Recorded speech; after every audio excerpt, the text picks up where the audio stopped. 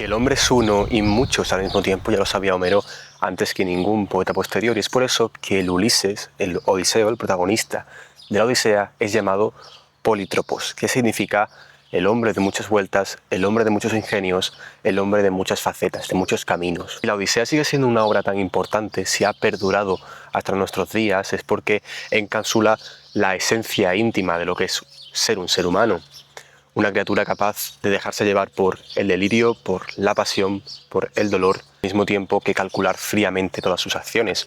Una criatura racional e irracional al mismo tiempo, una criatura que sabe que tiene que morir y que sin embargo no es capaz de creerlo. Esta es la composición de nuestro héroe, de Odiseo, que no encarna un ideal, como por ejemplo Aquiles encarna en la Ilíada el de la ira, el de la cólera, sino que encarna muchas facetas, muchos ideales que va descubriendo y ocultando, depende de la situación, depende de su etapa vital, tal y como hacemos todos nosotros a lo largo de nuestra vida y de nuestras etapas vitales. Odiseo es el mayor aventurero de la literatura y por eso es modelo para figuras que van a venir después, como Don Quijote, y como Don Quijote, Odiseo también es el mayor nostálgico. Nostalgia es una palabra griega que viene de nostos, que significa volver, regreso, y algos, que significa dolor. Es ese dolor a veces dulce, ansiar volver a un sitio al que ya sabemos que no podemos volver del todo. Es lo que le sucede a Ulises, a Odiseo, que se aferra a Ítaca, a su isla, a la que quiere volver, aún sabiendo que se está aferrando a un recuerdo que la historia ya ha reescrito.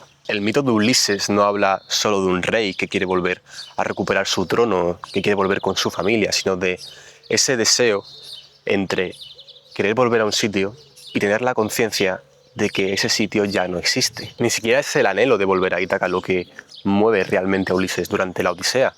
De hecho, cuando llegue a Ítaca, Ulises tendrá que volver a partir, tal y como le profetiza el adivino Tiresias. Tendrá que hacer una nueva Odisea a través de la tierra, esta vez para llevar un remo tierra adentro y así hacer las paces con el rey Poseidón.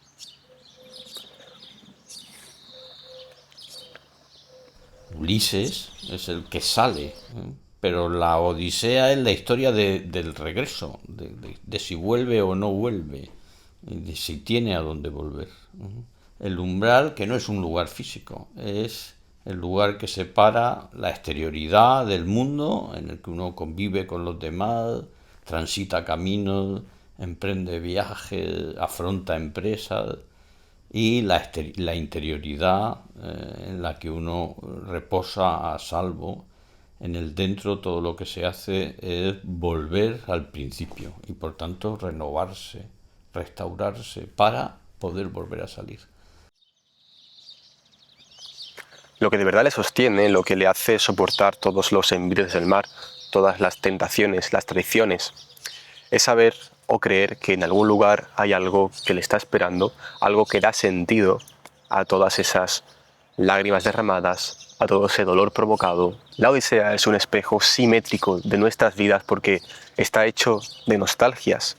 Lo que mueve a Odiseo desde la guerra de Troya es la nostalgia de volver a su hogar, la nostalgia, el deseo de llegar a un sitio que nos hemos imaginado y al que deseamos regresar, aún sabiendo que no existe ni existirá nunca. Porque vivir es deambular tal y como lo hace Ulises, es naufragar, es perderse, es conquistar nuevos territorios y es regresar, sí, pero regresar cambiado.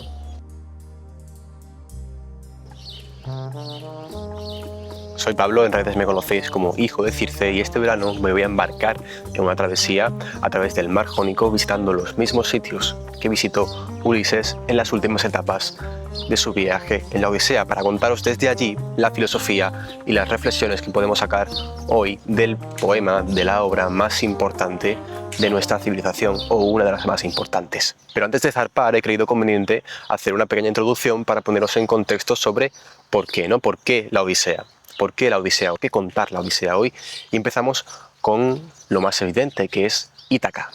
¿Qué es Ítaca? Ítaca es la isla de Ulises, donde le esperan su mujer y su hijo, y de la que tuvo que partir para cumplir con su deber como rey en la guerra de Troya, que duró 10 años y a la que ha intentado volver sin éxito durante otros 10 años. Esta historia la cuenta Homero, un poeta ciego, al que también se le atribuye el canto de la Ilíada, que cuenta precisamente la historia de la guerra de Troya, de la guerra de Ilión. Sin embargo, no se conserva ningún dato fiable sobre este autor y ni siquiera sabemos si fue simplemente un solo Aedo, es decir, un solo poeta, o varios, o una escuela de poetas. Lo que sí sabemos es que antes de ponerse por primera vez por escrito, esta historia estaba hecha para recitarse cantando de memoria, para transmitirse oralmente. En plazas, en banquetes, era tarea de los aedos, de los poetas que iban a recitarlo con su canto. Y por eso, en la estructura de la Odisea se repiten muchísimas fórmulas una y otra vez que servían de apoyo para que estos aedos, para que estos poetas pudieran memorizarlo y así jugar un poco en cada versión con lo que decían. Estas expresiones las podéis encontrar muchísimo, como por ejemplo la diosa Ojizarca o la diosa de ojos glaucos para referirse a la diosa Atenea, el mar rojo como el vino, la aurora de dedos de rosa. Antes de empezar con la Odisea conviene saber, aunque sea a grandes rasgos, de dónde partimos de la guerra de Troya, una guerra en la que los reyes saqueos, los reyes de lo que consideraríamos hoy Grecia, parten hacia Troya bajo el mando del general Agamenón para recuperar a Helena. Helena era la esposa del rey Menelao, que era hermano de Agamenón, y se va con París, que es el príncipe de Troya. Es secuestrada o seducida por París y se marcha con él hacia Troya, empezando lo que conocemos como la guerra de Ilión, la Ilíada, en la que se cuenta sobre todo la cólera del pelida Aquiles, es decir, la cólera, la rabia del guerrero Aquiles, uno de los guerreros más legendarios de la literatura. Aquiles, el personaje principal de la Ilíada, es hijo divino, es hijo de Tetis y por tanto, por ser hijo de un ser divino, tiene el derecho a la inmortalidad.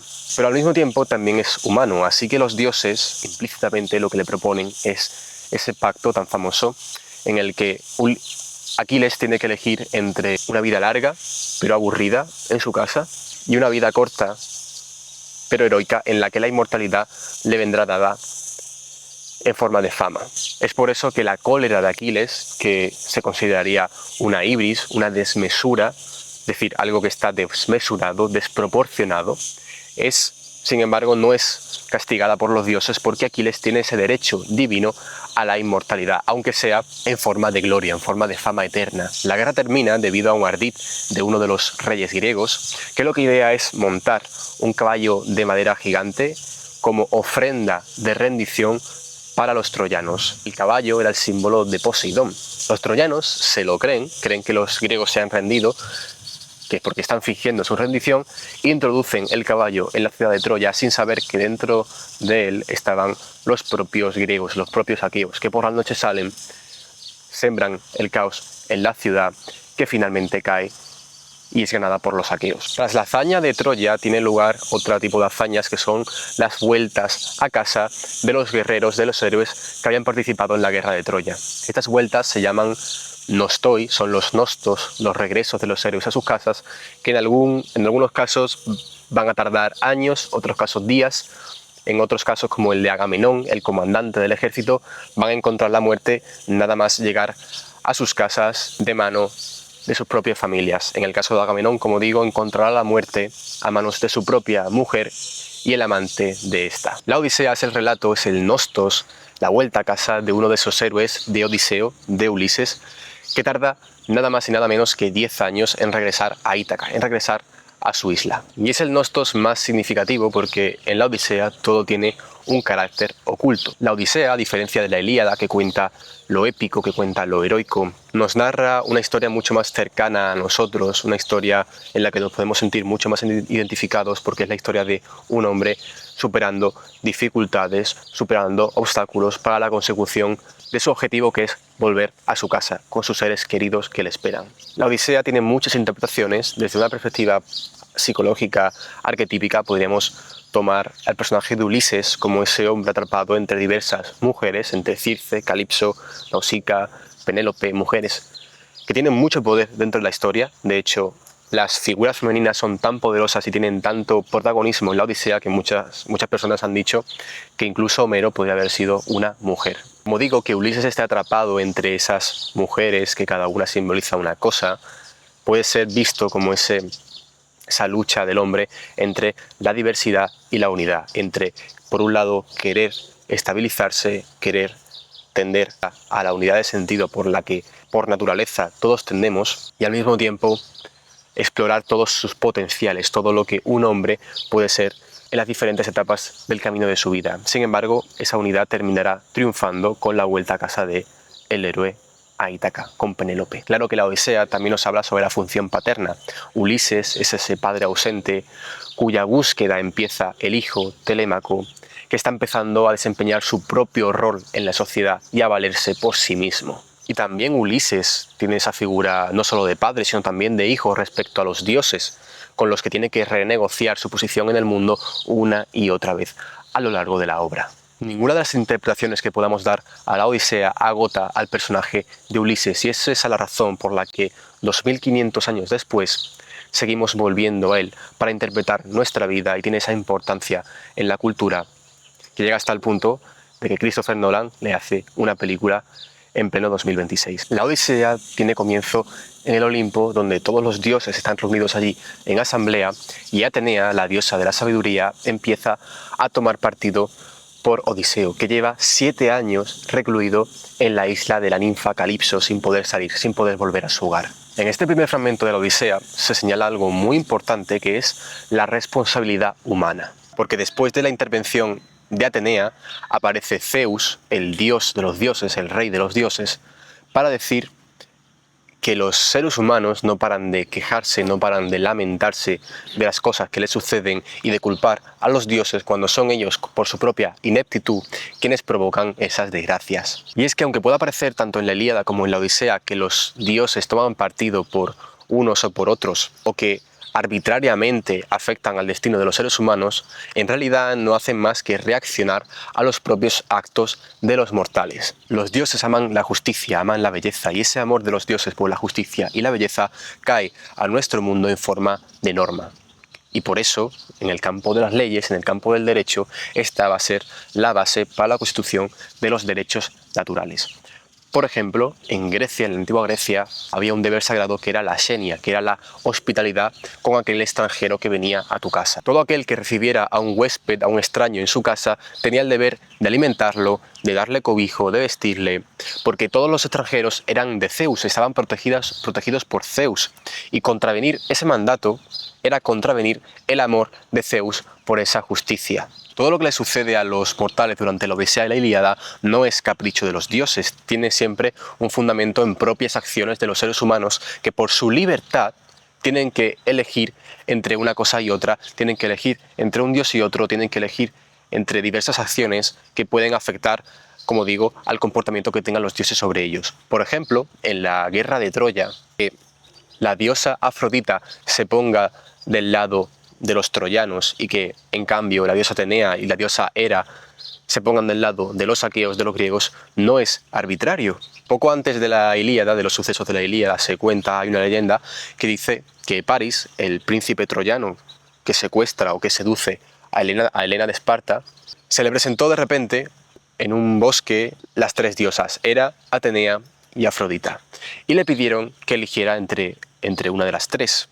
Por su libertad humana, París tenía que elegir sabiendo que cualquier decisión que tomara iba a tener repercusiones tanto buenas como malas. Cada diosa le ofrecía una cosa. Atenea le ofrecía sabiduría, Hera le ofrecía una vida matrimonial y Afrodita le ofrecía belleza y amor. Y adivinad con quién se quedó París. Por supuesto, París se quedó con Afrodita, y por eso luego Afrodita le entrega o le pone en contacto con Helena de Esparta, la mujer más bella de toda Grecia. Es por eso que luego se desencadena la guerra de Troya y Afrodita toma partido por París, mientras que Atenea y Hera toman partido por los aqueos, por los griegos. Poseidón, por otro lado, durante toda la Odisea está enfadado con Ulises y le hace naufragar una y otra vez, no por puro capricho, sino porque Ulises, cuando para en la isla del cíclope Polifemo, que es hijo de Poseidón, le ciega el único ojo que tiene, y por eso Poseidón está enfadado con él. Y es por eso que el mensaje principal de la Odisea es que todos los seres humanos somos responsables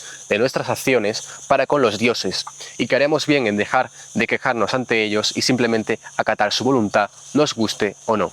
Los dioses parecen tener un destino para cada uno, y en realidad lo tienen, simplemente que en ese destino los seres humanos, los mortales, seguimos siendo capaces de decidir y tenemos que hacerlo una y otra vez. Por eso la Odisea no es simplemente la historia de alguien que es zarandeado de un lado a otro por los dioses, sino la historia de un hombre que, aun sabiendo que no tiene todo el control sobre su destino, sigue decidiendo quién quiere ser. Pero ¿quién quiere ser Ulises? ¿Quién queremos ser realmente nosotros? Eso es lo que me he estado preguntando yo los últimos 7, 8 meses, en los que me he obsesionado con trabajar, me he obsesionado con cumplir ciertas metas, y he hecho la vista atrás y veo que hace 6, 7 meses no podía ni imaginarme el punto en el que estoy ahora, las cosas que he logrado y las cosas que estoy a punto de conseguir. Y sin embargo, en aquel entonces pensaba que habiendo logrado todo eso ya estaría satisfecho, ya estaría en mi Ítaca, ya estaría en mi hogar, y sin embargo hoy sigo tan insatisfecho como el primer día. Entonces me pregunto, ¿dónde está mi Ítaca?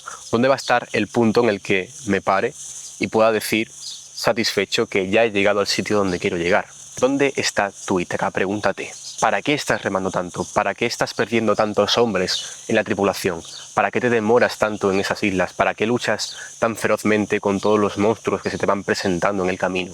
Eso es lo que vamos a recorrer juntos en esta serie, capítulo a capítulo, isla por isla, recorriendo el mar Jónico, el mismo mar que Ulises recorrió en las últimas etapas de la Odisea. Solo me queda pediros que os suscribáis a este canal y a mi cuenta de Instagram para estar al tanto de todas las aventuras por Grecia. Y si quieres leer la Odisea conmigo mientras viajo por Grecia, tienes un día de prueba en mi taller de filosofía aplicada, donde voy a estar explicando la Odisea en los próximos meses mientras viajo por Grecia. En este canal podréis ver todos los viajes, los vlogs, las entrevistas con invitados de primer nivel gracias al apoyo de Nenomba, un viaje intelectual en el que tenéis un 20% de descuento con el código Hijo de Circe. Echadle un vistazo en el link de la descripción.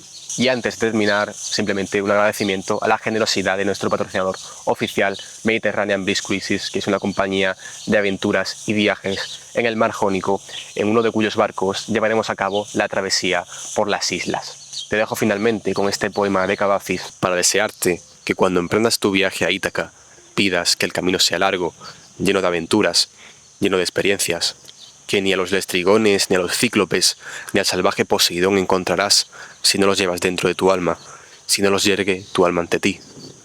Pide que el camino sea largo, que muchas sean las mañanas de verano en que llegues con qué placer y alegría a puertos nunca vistos antes. Ten siempre a Ítaca en tu mente, llegar allí es tu destino, mas no apresures nunca el viaje.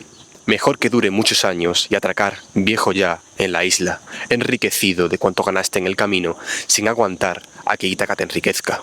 Ítaca te brindó tan hermoso viaje, sin ella no habrías emprendido el camino, pero no tiene ya nada que darte. Aunque la halles pobre, Ítaca no te ha engañado. Así, sabio como te has vuelto, con tanta experiencia, entenderás ya qué significan las Ítacas.